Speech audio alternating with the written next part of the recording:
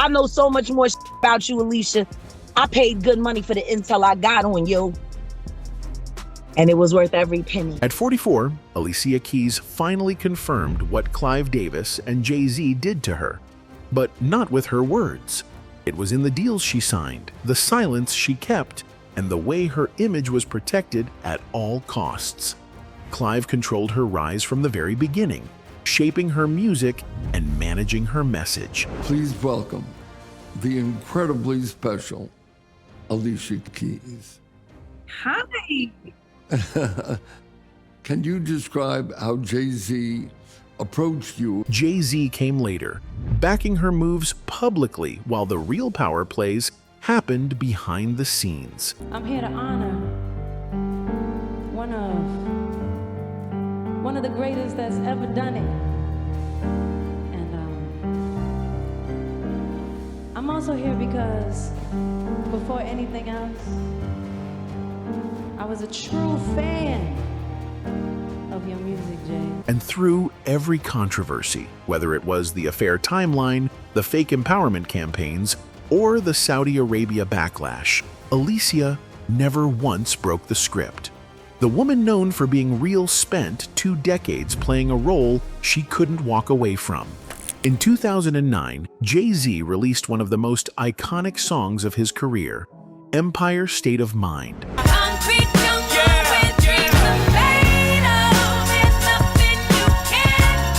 But what many people don't realize is that Alicia Keys wasn't the original plan.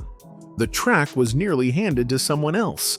The songwriters, Angela Hunta and Janet Sewell-Ulepik, had crafted the hook with another vocalist in mind. And according to industry sources, Mary J. Blige was Jay's top choice at the time. She even performed an early version live before the final version was released. Jay-Z eventually pivoted and Alicia Keys got the call. But even that didn't go smoothly. In a 2023 interview with Mix 94.7, Alicia recalled how hard it was for Jay to reach her in the first place. She admitted he nearly gave up on her completely. But I actually had to record it a couple times. The first time I recorded it in LA, and it just didn't work. I thought it worked. I thought it sounded good, but he called me and he was like, you think you're gonna be able to do them vocals again? And I was like, what? The industry moved quickly once Alicia came on board. The song went 9x platinum. It won 2 Grammys. It was performed at the World Series, the VMAs, and became the defining anthem of New York hip-hop for a new generation. But behind the success, rumors began to build. Whispers circulated that Alicia's inclusion wasn't purely a musical decision. Some insiders believed Jay-Z pushed for her not just because of her voice, but because of the growing personal bond between them. She wasn't a Roc Nation artist. She wasn't signed to Jay. But somehow, she was now tied to him forever through one of the biggest songs in his catalog. At the same time, Alicia was under the guidance of Clive Davis, the executive who signed her, shaped her debut album, and was known for managing every detail of his artist's images. And that's where Jaguar Wright's allegations came in. Jaguar Wright did not hold back in her recent rant about Alicia Keys. She accused Keys of being involved in an affair with SWIZZ BEATZ while he was still married. Wright alleged that Keys had a habit of getting involved with other women's partners and wreaking havoc in their lives. According to Wright, Keys stole SWIZZ BEATZ from his then-wife and caused a significant amount of pain and disruption. Wright also brought up a man named Antonio Gordon, claiming that both she and Keys had dated him. Wright said that Keys treated Gordon poorly and left him scarred from his relationship with her. Wright alleged that Gordon discovered Keys in bed with another man, which led to the end of their relationship. In her rant, Wright suggested that Keys' actions were influenced by Clive Davis, a powerful figure in the music industry. Wright claimed that Davis pressured Keys to go after her, threatening her career if she did not comply. This accusation paints a picture of an industry where artists are often coerced into actions that align with the agendas of those in power. Wright did not stop at accusations of infidelity and manipulation. She also attacked Keys' public image, accusing her of pretending to be someone she is not to maintain her career and popularity. Wright suggested that Keys goes to great lengths to hide her true self, including her sexuality, by involving herself in high-profile relationships with men. Jaguar Wright's rant also included personal vendettas and public challenges. She recounted an incident at BB King's where she confronted Keys about her acne, mocking her appearance. Wright also challenged Keys to a physical fight, claiming she would come out victorious and calling her out for hiding behind her public persona. Meanwhile, Alicia stayed quiet. She didn't address Jaguar. She didn't push back against the rumors. She moved forward, performing, winning, and staying carefully on brand. But the timing was hard to ignore. The Empire State of Mind collaboration happened just as Alicia's mainstream popularity exploded. Fans couldn't help but notice how quickly she went from R&B newcomer to industry centerpiece, flanked by two of the most powerful men in music. Alicia's version of the story says Jay-Z couldn't get through to her. Jaguar's version says he never had to, because Clive made sure the decision was already made. Either way, the result was the same: a phone call, a collaboration, and a rumor that's never gone away. Before Alicia Keys was a household name, she was a teenager with a demo tape and a dream. And the person who took control of that dream, who shaped everything from her first single to her public image, was Clive Davis. Clive Davis had already made legends: Whitney Houston, Aretha Franklin, Janis Joplin. So when he found Alicia, he didn't just sign her, he built her from the ground up. Well, she's a no-brainer. She has stunning beauty. She writes all her own songs. She's really the most gifted young female talent around. But what Alicia describes as support, others have called control. She was just 19 when she signed with J Records, Clive's newly launched label. He didn't let her original album go out as planned. He had it re-recorded, repackaged, and delayed. Clive insisted on softening the sound, polishing the tone, and pushing her into the adult contemporary lane that he believed would sell. Her braids, piano, and modest clothes gave her a safe image. Her lyrics focused on empowerment, heartbreak, and personal struggle, but never rebellion. Critics noticed the consistency. She wasn't raw like Lauryn Hill. She wasn't flashy like Beyoncé. She was calm, respectable, and protected. And that wasn't by accident. By the time Songs in a Minor dropped in 2001, Alicia wasn't just an R&B artist. She was a crossover phenomenon. The album sold over 12 million copies. She won 5 Grammys. And from that moment forward, Clive Davis was always standing somewhere nearby. But with that success came speculation. Some artists complained that Clive picked favorites, that he poured resources into Alicia while shelving others. And when Jaguar Wright later claimed Clive used Alicia as a weapon, positioning her for success while others were quietly blackballed, those same industry rumors came back into focus. What's clear is that Clive didn't just promote Alicia, he curated her. He managed the rollout of her debut like a political campaign.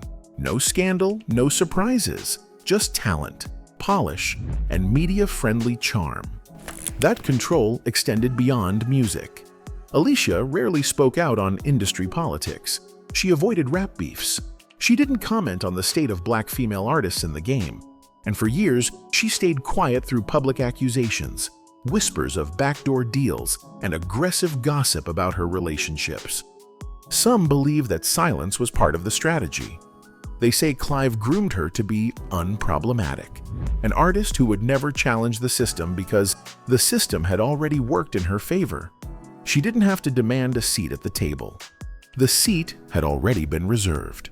Even when rumors linked her to Jay-Z or accused her of being involved in Clive's industry games, Alicia stayed out of it. No denials, no clapbacks, just silence. And in an industry full of noise, silence can be louder than anything else.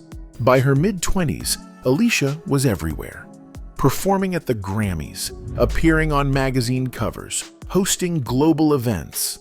And Clive was still right behind her, introducing her at awards shows and attaching his name to every milestone she hit. To some, it was loyalty. To others, it was dependence.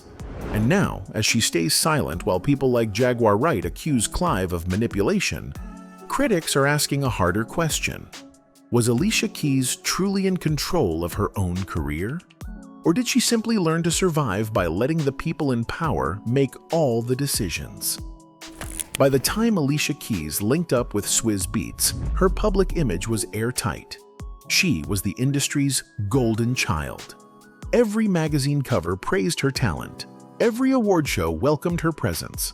But when news broke that she was dating producer SWIZZ BEATZ while he was still married, that image took a hit, and the backlash never really went away. The timeline didn't lie. SWIZZ BEATZ married MASHONDA in 2004. They had a son together in 2006. By 2008, SWIZZ had also fathered a daughter with another woman, Jana Sebastian, while still legally married to MASHONDA. But it was his relationship with Alicia Keys that caused the biggest fallout. According to reports, Alicia and SWIZZ began dating sometime in late 2008. SWIZZ claimed he was separated from MASHONDA, but the divorce wasn't finalized. And when photos of Alicia and SWIZZ began surfacing online, MASHONDA went public.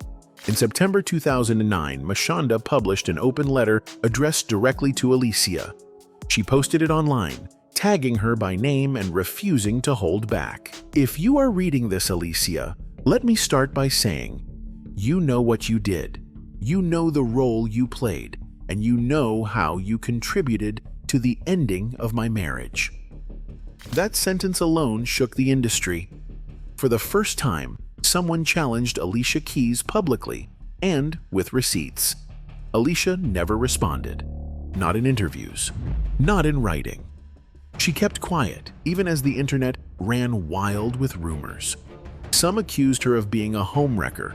Others defended her, saying MASHONDA's marriage was already broken before Alicia came into the picture. But either way, the damage was done. In 2010, SWIZZ and MASHONDA finalized their divorce. Alicia and SWIZZ got married that same year. The timeline was tight, too tight for many fans to believe that everything had been clean. That same year, Alicia gave birth to their first child, Egypt. 4 years later, they welcomed a second son, Genesis. On the outside, it looked like the perfect family.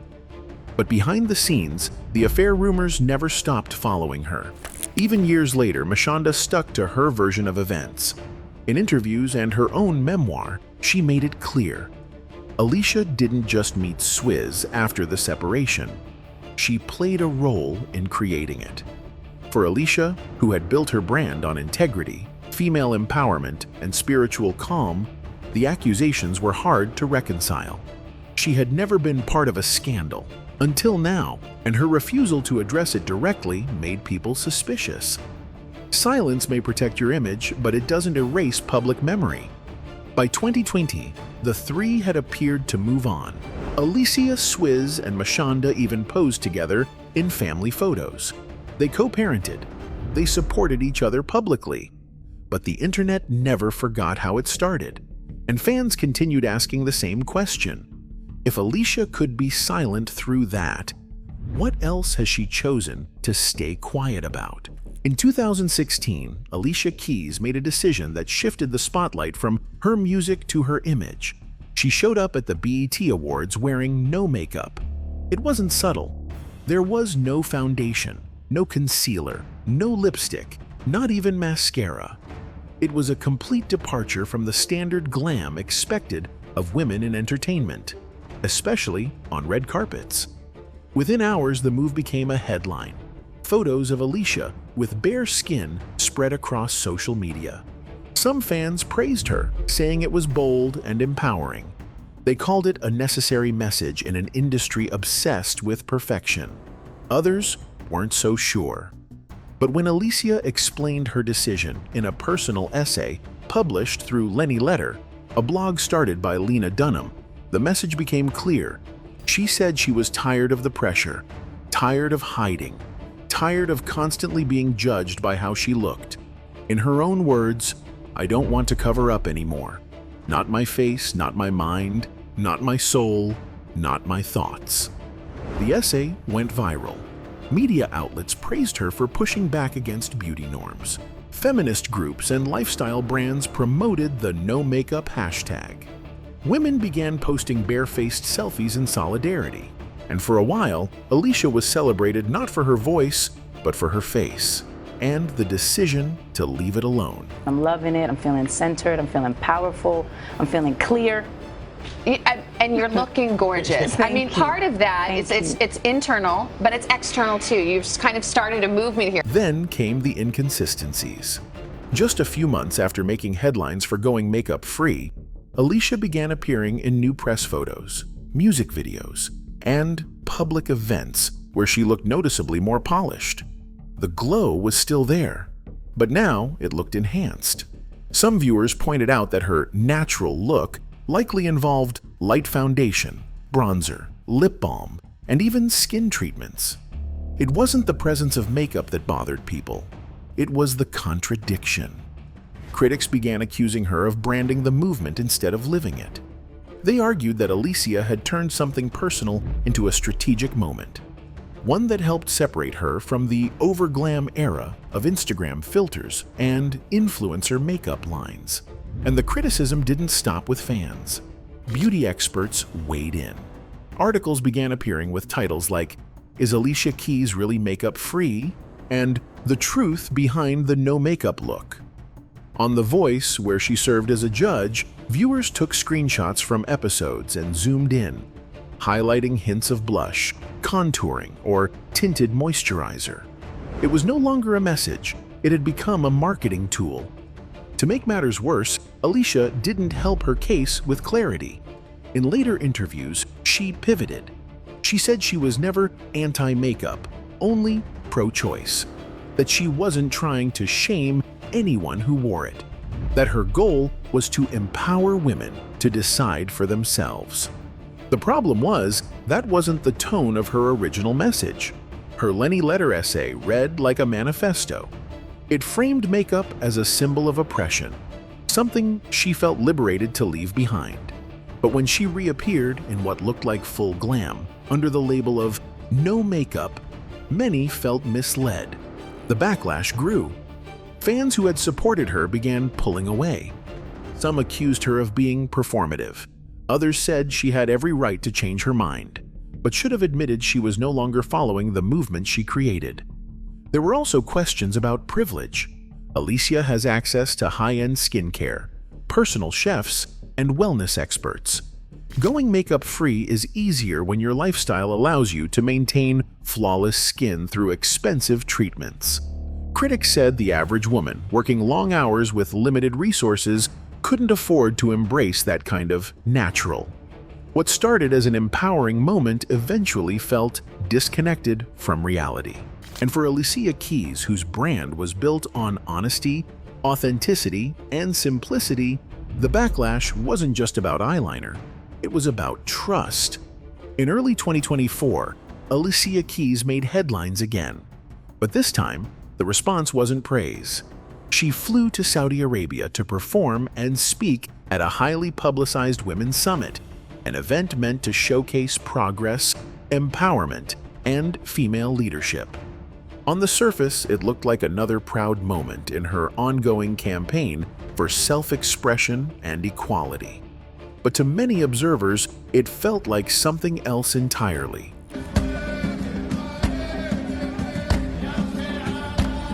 The event was held in Riyadh, the capital of a country with one of the most controversial records on women's rights in the world. Just a few years earlier, Saudi Arabia had made international news for imprisoning female activists, enforcing strict male guardianship laws, and silencing dissent through brutal crackdowns. Critics quickly pointed out the hypocrisy of holding a women's empowerment summit in a country where women only recently earned the right to drive, and where expressing opposition to government policy can land someone in prison. Or worse. And there was Alicia Keys. on stage, smiling, singing, speaking about the power of women and the need for global unity. The backlash was immediate. Activists and human rights organizations called her out.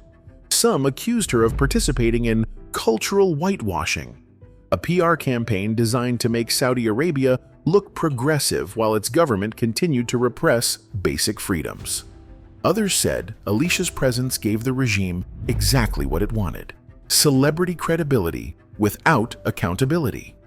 People didn't forget her no-makeup stance. They remembered her public declarations about feminism, authenticity, and self-liberation. And now they were comparing those words to her actions, asking how someone who claimed to stand for truth and justice could turn around and perform for a regime with such a dark human rights record. Even more troubling was the fact that Alicia didn't address the criticism. She posted images from the event to social media, praising the women she met and the progress being made. But she didn't mention the controversy at all. There was no acknowledgement of the political climate, no mention of the imprisoned female activists who weren't allowed to attend the summit, no statement of solidarity, and that silence spoke volumes. Because while she was delivering those words in front of cameras, women in that same country were still being denied the right to speak freely, to dress how they wanted, or to make decisions without male approval. For many fans, this wasn't just a bad PR move. It was a betrayal. Alicia had built a brand on being real, on standing up for what's right, on refusing to conform to the industry's usual games. And here she was, willingly playing one of the biggest political games of all. Even celebrities started distancing themselves. Several international artists who had previously refused to perform in Saudi Arabia issued quiet reminders of why they stayed away, citing the government's involvement in journalist Jamal Khashoggi's murder, the treatment of women and LGBTQ+ people, and the country's broader record of censorship. Alicia Keys, meanwhile, kept it moving. She didn't offer an apology. She didn't clarify her stance. She continued with her projects as if nothing had happened, but the damage was already done. And for critics, this wasn't about canceling her. It was about holding her accountable. Because when you brand yourself as a champion of justice and then accept checks from regimes built on oppression, people are going to question your authenticity. For years, Alicia Keys has been seen as one of the cleanest public figures in music. No arrests, no rehab, no tabloid meltdowns. She presented herself as spiritual, grounded, and almost untouchable.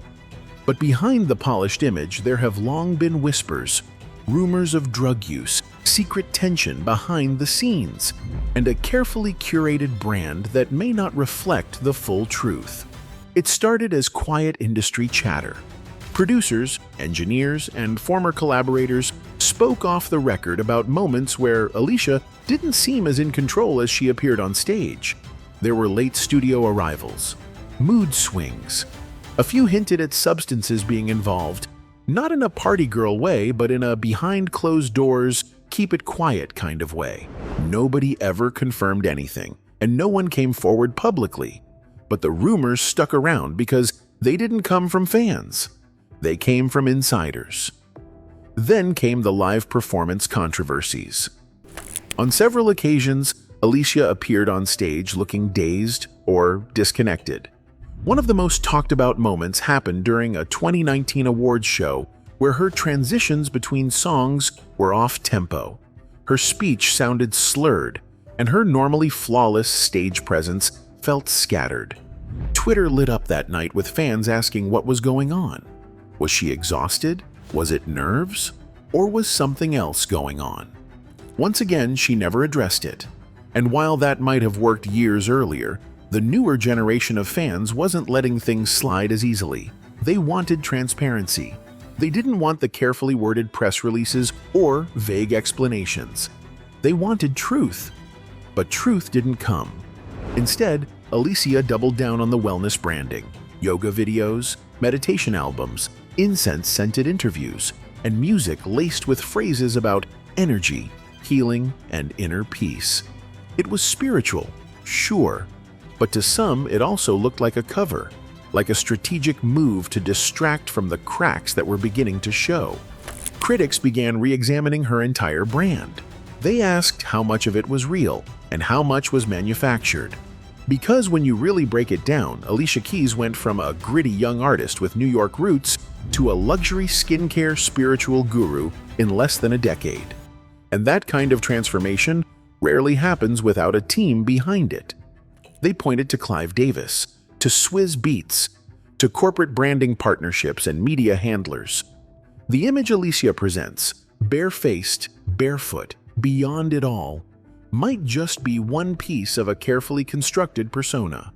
And once you accept that, a lot of things start to make more sense. Her silence on industry abuse, her refusal to comment on Jay-Z's controversies, her carefully curated statements about Black female empowerment that never seem to name names. It all fits a pattern.